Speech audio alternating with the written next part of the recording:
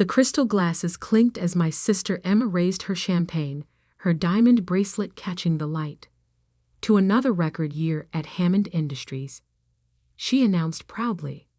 Our family erupted in cheers, their voices echoing through the marble-floored dining room of my parents' mansion. I sat quietly, nursing my coffee, watching the scene unfold like a well-rehearsed play.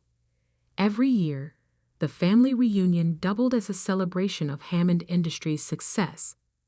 The company my grandfather built, the one my father now ran, and the one my sister was being groomed to inherit. Speaking of success, Emma turned to me, her smile sharp as a paper cut. "How's the job hunt going, Olivia?" "Still temping at that startup." The room grew quiet. All eyes turned to me, my father's disappointed frown, my mother's practiced look of concern, my uncle's barely concealed smirk. I could feel their judgment like a physical weight. "I'm doing fine," I replied evenly, taking another sip of coffee. "Fine?" Emma laughed. "You're 32, living in a rented apartment, while the rest of us," she gestured around the room at our successful family members. "Even cousin David just made you your partner at his law firm." I didn't remind them that I'd chosen to leave Hammond Industries 3 years ago. Didn't mention the countless nights I'd spent building something of my own, away from their suffocating expectations and rigid rules. "You know," my father chimed in, swirling his scotch, "there's still a position available in accounts receivable. Entry level, of course, but it's a start." "Thank you," I said quietly, "but I'm good where I am." Emma snorted. "Good. Liv, you can barely afford rent in that shabby neighborhood. When are you going to grow up and accept that you need our help?" I checked my phone discreetly. 9:47 p.m. In less than 12 hours, the billboard on Fifth Avenue would be unveiled, the one announcing Aurora Tech's acquisition of the Riverside complex, Hammond Industries' primary office location. They didn't know that Aurora Tech was my company, built from the ground up after I left their precious family empire. "Remember when you thought you could revolutionize our tech department?" Emma continued, clearly enjoying her audience. "What was it you said? The future is in artificial intelligence and automated systems." Our father laughed. And when we explained that Hammond Industries doesn't chase trendy fads, she stormed out like a teenager. I hadn't stormed out. I'd walked away calmly after they rejected my proposal for the 3rd time, taking my patents and research with me. Patents that were now worth more than their entire tech division. "At least take the accounts position," my mother pleaded. "The family needs to maintain its image. What will people think?" I stood up slowly, smoothing my simple black dress. Valentino, though they assumed it was off the rack. I should head home. Early morning tomorrow. "Oh, right." Emma smirked. "Temp work calls bright and early." As I walked toward the door, my uncle called out, "Don't forget, Olivia. Family is all you've got. Don't throw it away over pride." I turned back one last time, taking in their faces, memorizing this moment. "You're right, Uncle Jack. Family is important. That's why I never forget anything." Emma rolled her eyes. "What's that supposed to mean?" "You'll see tomorrow," I said softly. "Check the news around 9, especially the business section." My father frowned. "What are you talking about?" But I was already walking out, my heels clicking against the marble floor. In my car, a modest Toyota they love to mock, I pulled up the final acquisition papers on my phone. Aurora Tech had just completed its largest purchase to date, the entire Riverside complex, including all 16 floors currently leased to Hammond Industries. Their lease was up for renewal next month. And I, their new landlord, had other plans for the space. I drove home to my shabby apartment, actually the penthouse of a building I owned under a separate LLC. Tomorrow, everything would change.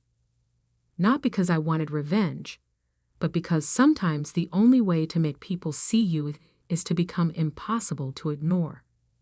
As I parked in my private garage, my phone buzzed. A text from my assistant. Billboard installation complete. All set for tomorrow's unveiling. I smiled, remembering Emma's words from earlier.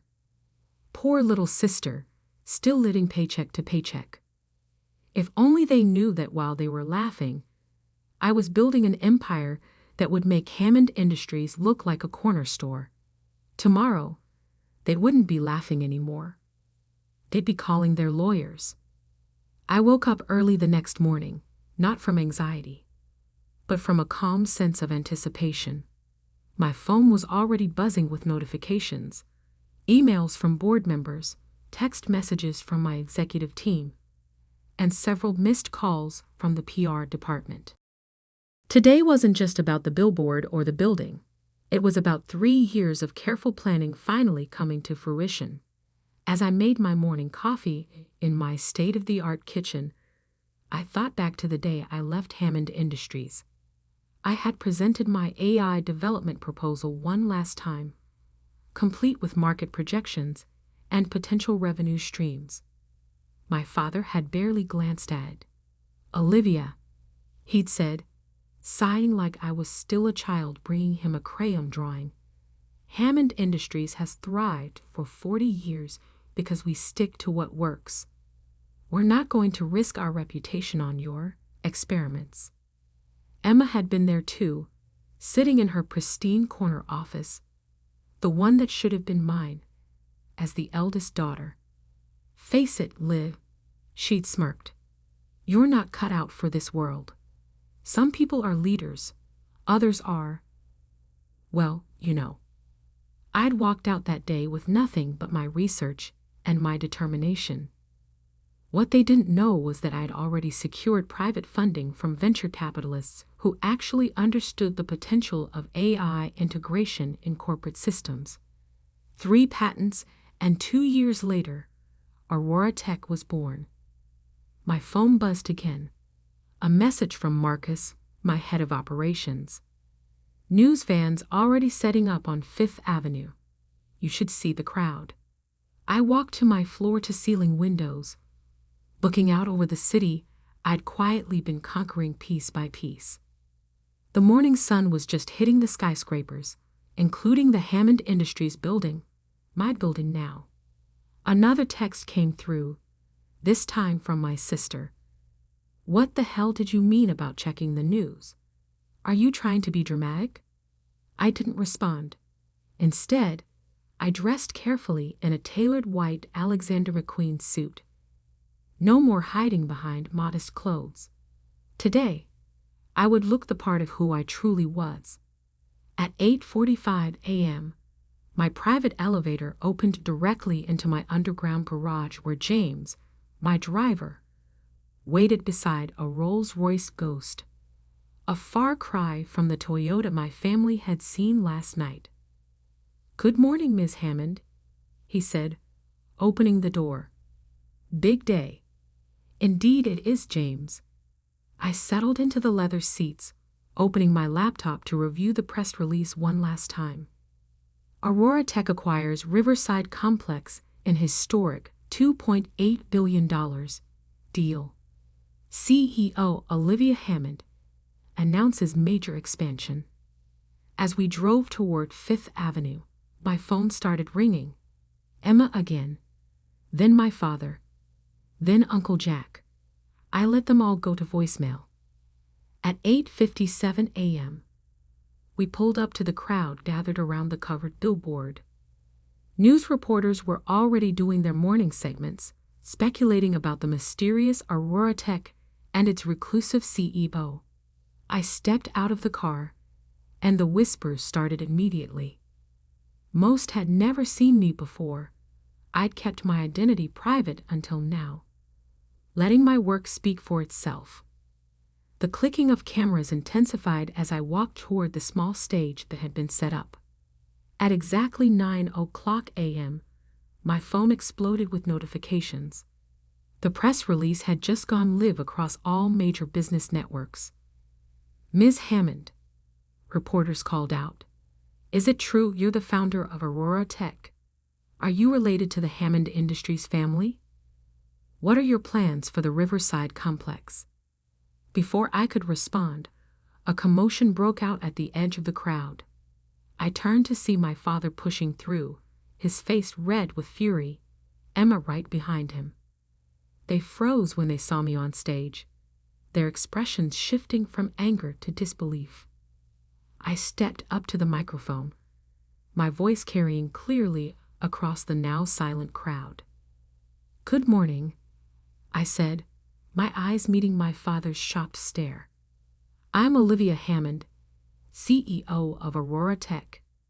And yes, those Hammond Industries billboards you've seen for 40 years.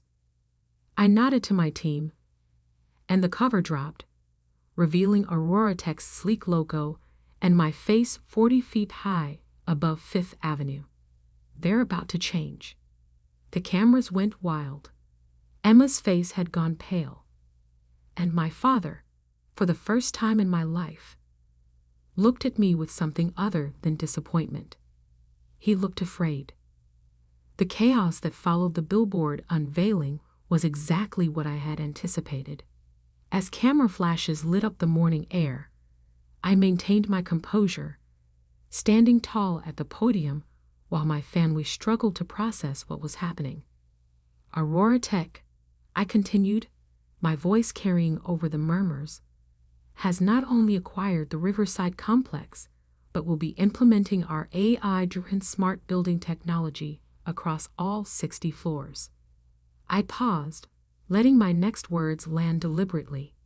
"Current tenants will be notified of lease updates within the next 24 hours. My father pushed forward, his face a storm of emotions. "Olivia," he hissed, trying to keep his voice down despite his obvious rage. "What do you think you're doing?" I ignored him, continuing my prepared statement. "This acquisition marks the beginning of Aurora Tech's expansion into commercial real estate automation, a vision that some said was impossible." My eyes met Emma's, who was frantically typing on her phone. Sometimes the future arrives sooner than expected. As I stepped away from the podium, reporters shouted questions. "Ms. Hammond, did your family know about Aurora Tech? Was this acquisition a hostile takeover? Will Hammond Industries be evicted from the complex?" My PR team handled the press while I walked calmly toward my waiting car. My father grabbed my arm, his grip tight, but trembling. "You can't do this," he growled. "That building has been Hammond Industries' headquarters for 30 years. I gently removed his hand.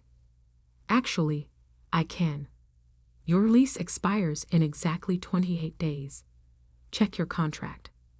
Emma rushed up, her designer heels clicking frantically on the pavement. "This is insane. You're trying to destroy everything our family built." "No," I replied softly.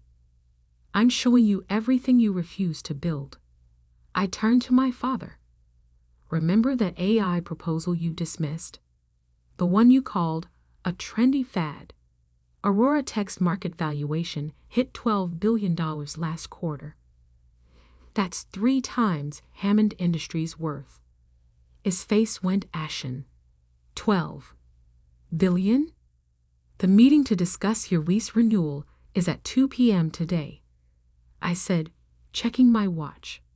"Don't be late. I have other potential tenants interested in the space." As I slid into my car, Emma banged on the window. "You can't just walk away. We're family." I lowered the window slightly. "Funny. That's exactly what I said 3 years ago when you all laughed me out of the building." I nodded to James. "That will be all." Back at Aurora Tech's headquarters, a sleek glass tower I'd purchased last year. My executive team was waiting in the conference room. The wall-mounted screens displayed real-time news coverage of the morning's events, along with Hammond Industries' plummeting stock price. Marcus, my COO, handed me a tablet. Their board called an emergency meeting. Apparently, your father never told them about your AI proposal. Now they're questioning his judgment. I wasn't surprised. My father had always protected Emma, grooming her for leadership while dismissing my innovations. Now his bias would cost him. There's more, Sarah, my head of legal, added. We've received calls from 3 other major tech firms. They want to discuss partnerships now that Aurora's gone public. I sat at the head of the table, remembering all the times my family had made me feel small for daring to think differently. What's the status on Project Phoenix? Marcus grinned. Ready to launch whenever you give the word. It'll make today's news look like a warm-up. Project Phoenix was what I'd been building toward all along. The Riverside complex was just the beginning. Aurora Tech had spent the last year quietly acquiring key properties and patents across the country. Properties that Hammond Industries depended on without even knowing it. My phone buzzed. A message from my mother. Please, Olivia. Let's talk about this. Your father's blood pressure. I set the phone aside. They'd had 3 years to talk. 3 years to acknowledge that their oldest daughter might actually know what she was doing.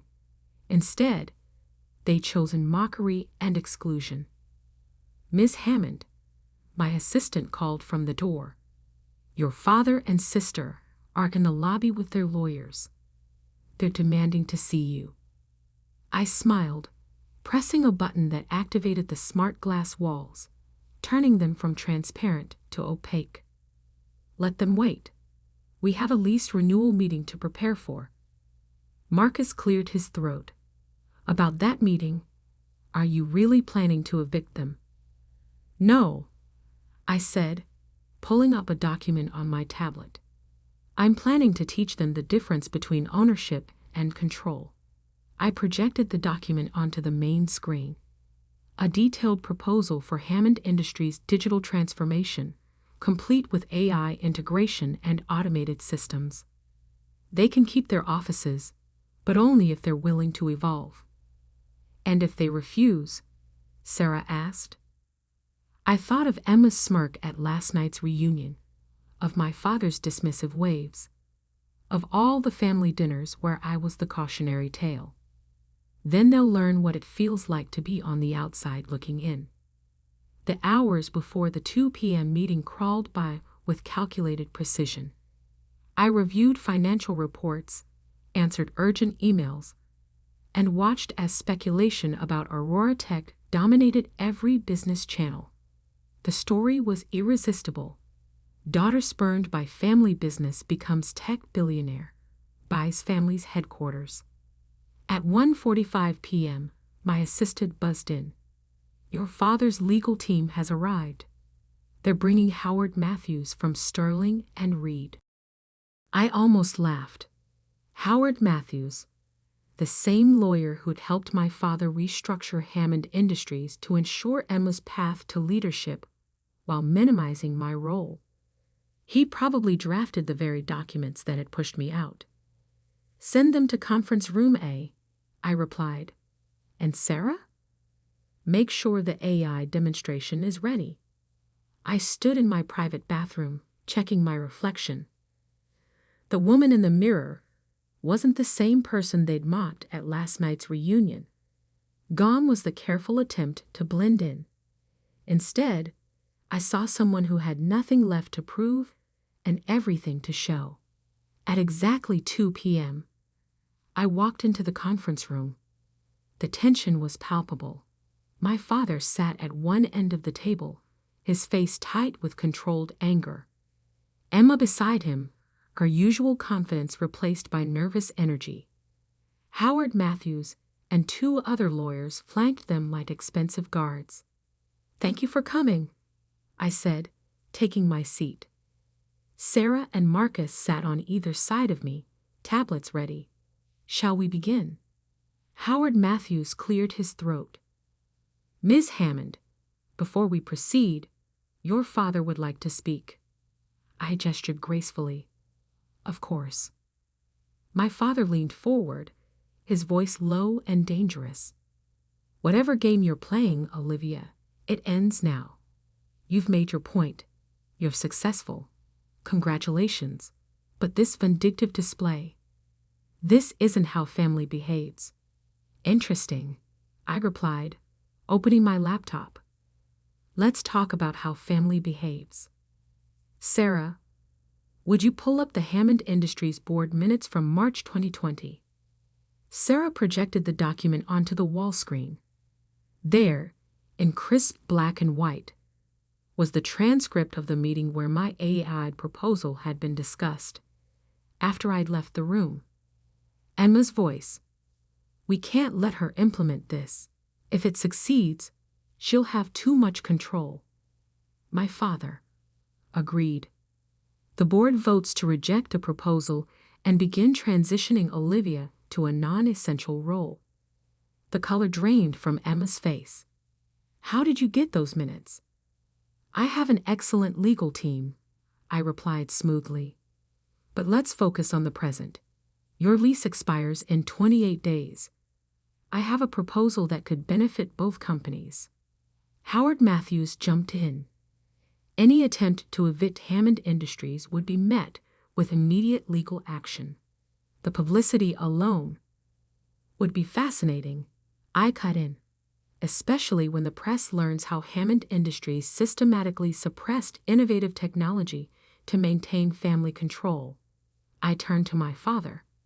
But I'm not here to destroy what grandfather built. I'm here to save it. Marcus distributed tablets to everyone at the table. What you're looking at, he explained, is a comprehensive integration proposal.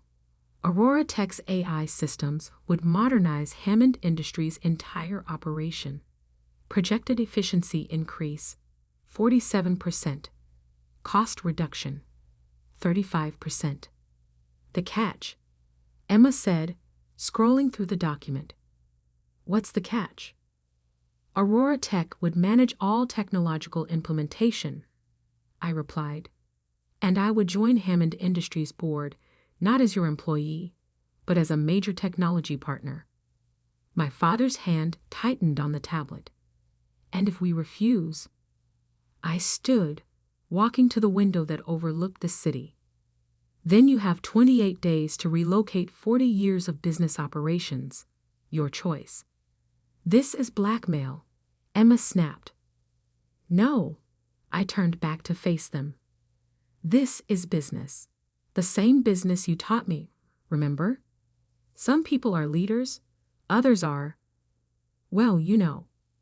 Howard Matthews was whispering urgently to my father, who looked like he'd aged 10 years in the last hour. Emma was still scrolling through the proposal, her expression shifting from anger to something else, recognition. The AI system, she said slowly. This is what you tried to show us 3 years ago, isn't it? But it's more advanced now. Much more, I confirmed.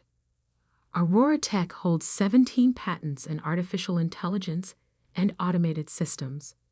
We're not just a real estate company. We're the future you refuse to see. My father stood abruptly. We need time to review this with our board. You have until 5 p.m. tomorrow, I replied. After that, I start entertaining other offers for the space. As they gathered their things, Emma lingered behind. Why didn't you tell us? About Aurora Tech? About everything? I looked at my sister, really looked at her, seeing not the favorite child who had tormented me, but someone who might finally understand what she'd missed. Would you have believed me? I asked softly. Or would it have been another family dinner joke? She had no answer for that. After they left, Marcus turned to me. Think they'll accept? I walked back to my desk, picking up a framed photo I kept hidden in the drawer. my grandfather on the day he founded Hammond Industries, young and full of dreams about building something that would last. They don't have a choice, I replied, and that's exactly what they need to understand. The next 24 hours unfolded like a carefully orchestrated symphony. Hammond Industries stock had dropped 18% by closing bell, while Aurora Tech's valuation soared. My phone was flooded with messages from relatives who had suddenly remembered my existence, cousins offering congratulations, aunts claiming they'd always believed in me, uncles wanting to discuss investment opportunities. I ignored them all. At my penthouse that evening, I sat on my terrace overlooking the city lights, a glass of wine in hand. My mother had tried to visit earlier, bringing my favorite childhood dessert like it could sweeten the bitter pills I'd forced them to swallow. I just don't understand, she'd said, standing in my marble foyer, taking in the obvious wealth she'd never noticed before. Why did you pretend to struggle? Why let us think you were less? Because, I'd replied, not inviting her further in, you needed to show me who you really were when you thought I had nothing. Now, as midnight approached, my phone lit up with a text from Emma. Can we talk? Just us. Please. I considered ignoring it, but something in me, maybe the last remnant of the sister I used to be, made me reply. The cafe on 73rd, 7 a.m. Sleep didn't come easily that night. I kept thinking about the day grandfather had handed over control to my father, how proud he'd been, how he'd always told us that Hammond Industries wasn't just a company, it was a legacy. Take care of it, he'd said, and take care of each other. We'd failed on both counts. The cafe was empty when I arrived, except for Emma sitting in a corner booth. No designer bag, no power suit, just jeans and a sweater like when we were young. She looked tired, human. You look different, she said as I sat down. I look like myself, I corrected. You're just seeing me for the first time. She stared into her coffee. The board met until midnight. They want to accept your proposal. Dad fought it, but after they saw the projected numbers, she looked up at me. You're not just successful, are you? You're brilliant. I always was, I said quietly. You all just decided I wasn't. Because you were different, she admitted. You saw things we couldn't. It scared Dad. It scared me. She pulled out her phone, showing me an article about Aurora Tech's rise. 17 patents? A revolutionary AI system. While we were mocking you at family dinners, you were building an empire. Now you know how it feels, I said, to discover your assumptions about someone were completely wrong. Tears filled her eyes. I was awful to you. We all were. And you just took it. Planned. Built. Why? I leaned back, remembering all the nights I'd worked alone, all the small victories I couldn't share, all the times I'd wanted to prove them wrong but waited until the proof was undeniable. Because success isn't about proving people wrong, I said finally. It's about proving yourself right.